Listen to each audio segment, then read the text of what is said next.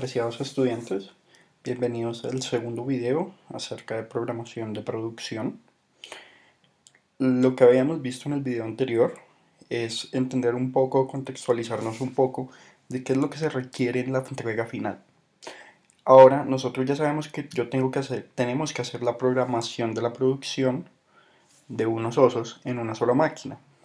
Entonces nosotros en la cartilla de la semana 7 ya sabemos que ese es un ambiente que se conoce como problemas de una sola máquina o un sistema de manufactura de una sola máquina, un problema single machine. Listo, nosotros ya sabíamos eso. Además de esta cartilla se presenta mucha información que es muy valiosa y que la vamos a necesitar durante todo el transcurso de la programación. Lo primero que tenemos que entender es una notación que se maneja. ¿Cuál es la notación?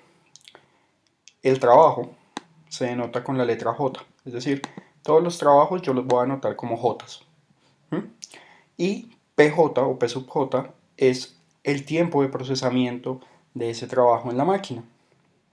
Adicionalmente, tengo un tiempo de disponibilidad, que se conoce como el release time del trabajo y se denota como RJ. Ese tiempo de disponibilidad, ¿en qué consiste? Básicamente es en qué instante del tiempo de la programación yo voy a tener el trabajo ya listo para comenzar a procesarlo.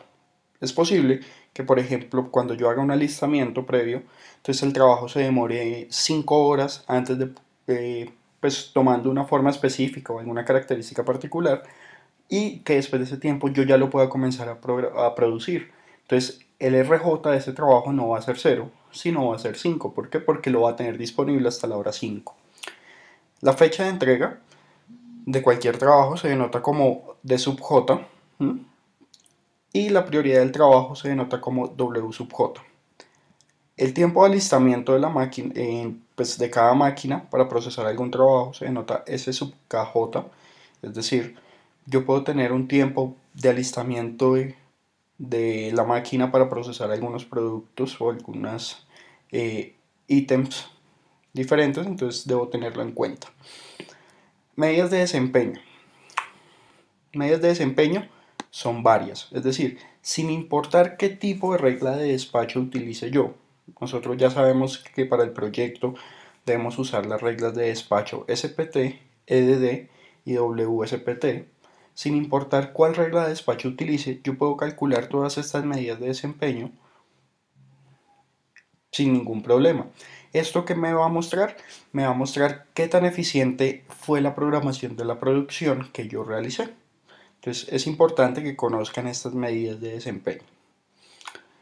Ahora, miremos en la página 9 y 8 de la cartilla, están las reglas de despacho estáticas, que realmente son unas reglas de despacho muy sencillas y son las que nosotros vamos a usar. Vamos a usar la regla SPT, que lo único que hace es organizar los trabajos de acuerdo a su tiempo de procesamiento. Secuencia primero el trabajo con menor tiempo de procesamiento y por último el trabajo con mayor tiempo de procesamiento. ¿Qué quiere decir eso? Que si yo conozco los PJ de cada trabajo, lo que voy a hacer es secuenciar los trabajos en la máquina de cómo los voy a programar del menor valor de PJ al mayor valor de PJ. La otra regla que nosotros vamos a usar es la regla EDD. Esa regla organiza los trabajos de acuerdo con su fecha de entrega, secuenciando primero el trabajo con menor fecha de entrega y por último el trabajo con mayor fecha de entrega. ¿Qué quiere decir eso? Que yo voy a programar los trabajos por su fecha de entrega de sub J, es decir, debo conocer cuál es el de sub J o la fecha de entrega de cada trabajo. Teniendo en cuenta eso, lo que yo hago es programar los trabajos de menor de J a mayor de J. Y por último, la regla WSPT.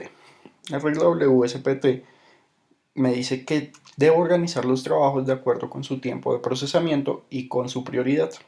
Acuérdense que en el enunciado del proyecto, para cada trabajo, yo tenía la prioridad. Eso es lo que se denota como el WJ de cada trabajo. Entonces, para aplicar esta regla, primero debo calcular una razón. ¿Cuál es esa razón? Es WJ, o su prioridad, dividido entre el PJ, que es el tiempo de procesamiento. Una vez he calculado esta regla o esta razón para cada trabajo, lo que voy a hacer es secuenciar primero el trabajo con mayor razón, WJ sobre P sub J, y en último término el trabajo con menor razón, WJ sobre PJ. ¿Qué quiere decir eso? Que yo debo calcular esa razón, WJ sobre PJ, para todos los trabajos. Una vez que yo haga eso, ¿cómo los programo? Los programo de mayor a menor razón. Eso es todo.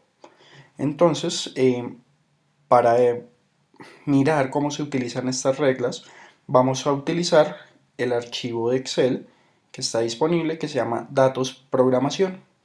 Entonces, ese datos programación es un archivo de Excel bastante sencillo que nos va a servir o nos va a permitir ilustrar cómo son las reglas de secuenciación y de programación.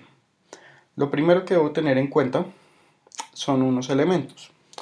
Primer elemento, según la notación, que era J. J era los trabajos. En este caso, lo que estoy teniendo acá, o lo que vamos a resaltar acá, es que me dice que yo tengo 4 trabajos. Trabajo 1, trabajo 2, trabajo 3 y trabajo 4. Para cada trabajo, yo debo, para aplicar estas reglas de despacho, yo debo conocer esta información de cada trabajo. De alguna manera, debo convertir la información que está en el enunciado del proyecto para pasarla a este formato y que sea de fácil manejo para nosotros. Lo primero que debo encontrar para cada trabajo es su PJ. ¿Qué quiere decir eso? ¿Cuánto tiempo se demora en procesar cada trabajo? Estas son unidades de tiempo. 10 unidades de tiempo, pueden ser 10 horas, 10 minutos, 10 segundos, no interesa. Yo debo trabajar toda la información en las mismas unidades de tiempo. En el enunciado del proyecto se les decía que hicieran todos los cálculos en horas. Entonces, por favor, trabajen en esas unidades.